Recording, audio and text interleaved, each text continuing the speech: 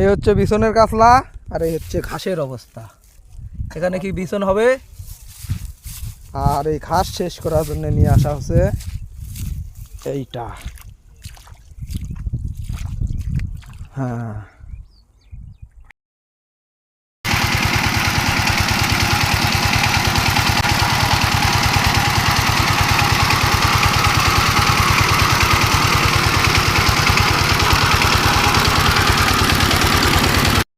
দর্শক দেখেন এখন হচ্ছে এই অবস্থা।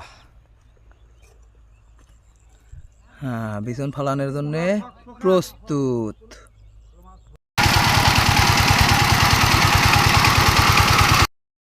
এই হচ্ছে বিছনের কাতলা আর এই হচ্ছে ঘাসের অবস্থা। এখানে কি বিছন হবে, আর এই ঘাস শেষ করার জন্য নিয়ে আসা হচ্ছে এইটা। হ্যাঁ,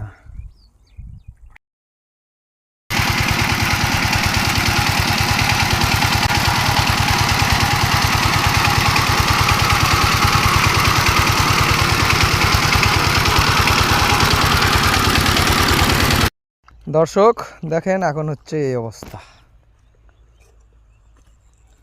হ্যাঁ, বিছন ফালানোর জন্য প্রস্তুত।